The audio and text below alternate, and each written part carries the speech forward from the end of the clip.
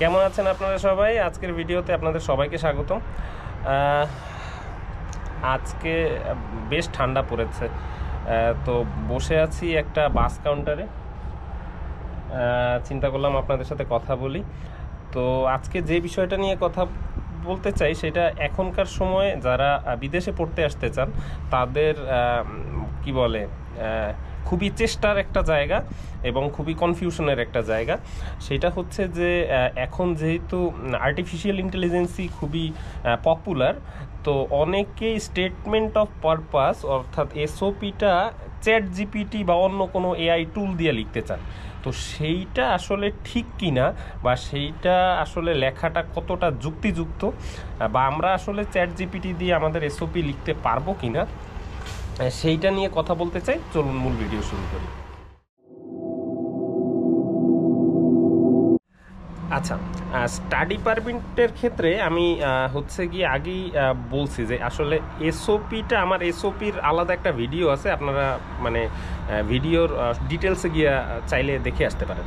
তো আমি ওইখানে বলছি যে আসলে এসওপিটাকে আপনার যতটা কঠিন করে আসলে চিন্তা করি, আমাদের এসওপিটা অতটা কঠিন না। SOP it's like your story, আপনার প্রিভিয়াস ব্যাকগ্রাউন্ডে আপনি কি করছেন এবং আপনার এই ডিগ্রিটা কেন দরকার, এই দেশেই কেন দরকার, এই সাবজেক্টটাতে কেন দরকার, সেইগুলা আসলে লজিক্যালি তুলে ধরা। এখন ভাই এআই টুল তো একটা মানে টুল যেইটা আসলে সে ইনফরমেশন কালেক্ট করে তার সার্ভার থেকে, তাই না? তো আপনি যদি তাকে কোনো ইনফরমেশন আপনার সম্পর্কে না দেন, সে করবে কি একটা মানে আপনি শুধু ঘটনা দেন যে আমাকে এই এই এই হচ্ছে গিয়া সিনারিও, তাহলে হচ্ছে গিয়া তুমি আমার জন্য একটা এসওপি লেখো এই ওয়ার্ডের মধ্যে। সে করবে কি তার সার্ভারে এই রিলেটেড যত স্টোরি আছে তার মাঝখান থেকে একটা ব্লেন্ডেড কিছু আপনার সামনে তুলে ধরবে। এখন আপনার মনে রাখতে হবে যে প্রথম কথা হচ্ছে আপনি যেমন এআই টুল আপনার কাছে অ্যাভেলেবেল, প্রত্যেকটা ইমিগ্রেশন অফিসারের কাছেও এআই ডিটেকশন টুল এইরকম অ্যাভেলেবেল। তো এখন সব কিছু এই যে এআই চেকিং দিয়ে চেক হয়, সেইখানে প্রথম কথা হচ্ছে আপনি ধরা খাইতে পারেন যে এইখানে এআই মানে জেনারেটেড কিনা এটা। দ্বিতীয় কথা হচ্ছে যে এইটা তো শতভাগ আপনার স্টোরিটা হবে না, কারণ এইটা তো আপনিই লেখেন নাই, লেখছে তো একটা মেশিন।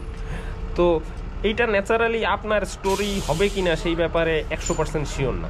তো সেইটাই একটা কথা আছে। তৃতীয় কথা হচ্ছে যে এই জিনিসটা যখন আপনি যদি মানে নিজে আবার কারেকশনও করেন, সেই কারেকশনে দেখা যাবে মানে এইটা মানে হিউম্যানাইজ করে তোলাটা একজন মানে আপনার কাছে হয়তো মনে হবে যে না এটা আমার মানে ঘটনার সাথে, কিন্তু একজন ভিসা অফিসার যে প্রতিনিয়ত এসওপি পড়ে তার কাছে কিন্তু এই যে যে যে এআই টুল যে মানে সার্ভার থেকে যে ডাটাগুলো নিয়ে যে এই এই আর্টিফিশিয়াল মানে ইন্টেলিজেন্সির মাধ্যমে যে এসওপিটা লিখলো, তার কাছে কিন্তু এইরকম আরও অনেক তথ্য বা এইরকম কোনো স্টোরি বা এইরকম লেখার ধরন আগে থেকেই সে পড়তে পারে। তো সে ন্যাচারালি বুঝে ফেলতে পারে যে আপনি এআই দিয়ে এই এসওপিটা লিখছেন।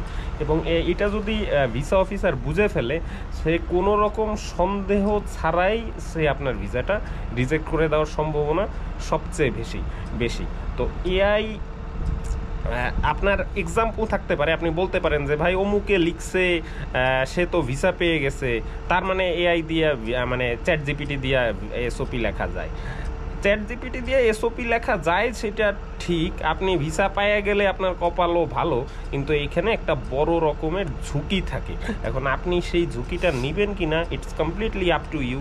এবং সেই ঝুঁকিটা একটু ঝুঁকি না, সেই ঝুঁকিটা বেশ বড় ঝুঁকি। তো এত বড় ঝুঁকি নেওয়ার চেয়ে আমার মানে সাজেশন হচ্ছে যে ভাই একটু কষ্ট করে নিজে এসওপিটা লিখে ফেলেন।